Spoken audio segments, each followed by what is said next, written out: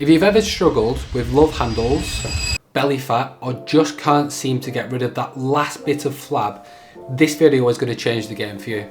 I'm going to show you exactly why cutting carbs might not be the answer and what exactly works for getting rid of stubborn fat for good. So over the past year, my science-backed methods have helped countless people shed pounds of stubborn fat, build lean muscle and transform their bodies, all without fad diets or punishing themselves. And today I'm going to dive into one of the biggest fitness myths out there. You must cut carbs to lose fat. By the end of this video, you'll have a clear, actionable plan to finally lose fat and get into the best shape of your life. I'll break down the truth about carbs, explain when and how you might actually benefit from reducing them, and share the exact nutrition you will need. Many people believe that to lose fat, the first step is to cut carbohydrate. And this is true partly. And it began in the 70s with the Atkins diet, which is the predecessor to today's keto and carnivore diets. But here's the thing, carbs are not the enemy. In fact, they're a player in your body's ability to perform and recover. And if carbs were really the problem, then why do athletes, bodybuilders, and the most shredded people on earth still eat them? And it's because your brain loves them and can more efficiently run on carbohydrate. Your body loves them for high intensity exercise and it helps with recovery. If you ever want to poo again, it's probably best you eat carbs. Not to mention that you're going to look fuller with carbs because of the glycogen stored in your muscles. If you've ever cut out bread and still didn't lose weight, you probably know how confusing this could be. Let's just imagine that I wanted to screw this screw into this worktop, which I'm not going to because my wife will probably murder me. Having the right tool is essential for doing the job. And just like this spanner wrench thing for screwing this screw into this worktop, it isn't the right tool for me. If I wanted to do it, I would need something like this. And therefore, in this example, this screwdriver is the right tool. And that's why you need to ask yourself, is cutting carbs the right tool for you? Because yes, it will work, just like this wrench will work for tightening bolts. But it won't work in the same way that this screwdriver will work for your goal of getting a screw in a worktop. So it's clear that carbs actually play an important role in performance and fat loss. So why does this myth still exist? If cutting carbs isn't always necessary, then why does everyone think that it is?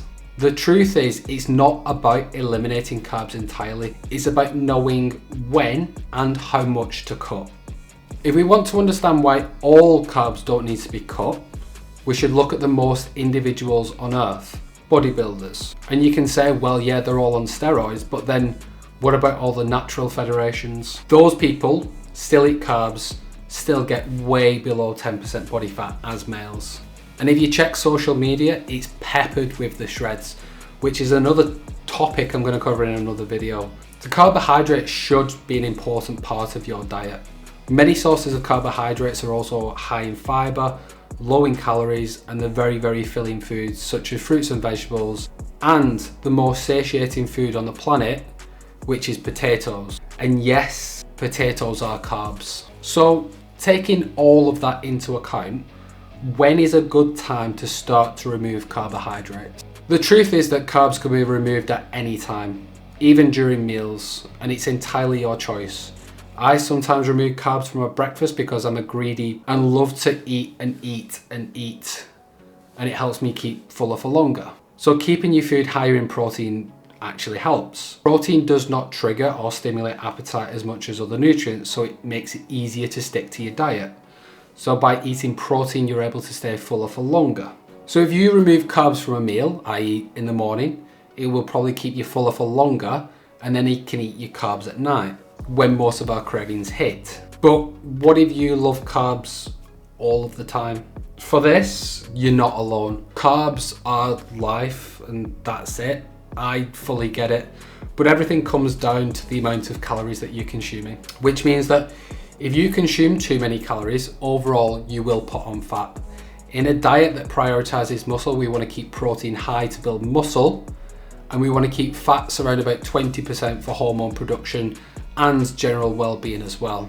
So when should you start to cut carbs? I wish I could advise everyone on this with one blanket statement, but each individual is different depending on their own calorie needs, the amount of exercise they do, and even height and weight. I just advise you to not do anything stupid and extreme diet.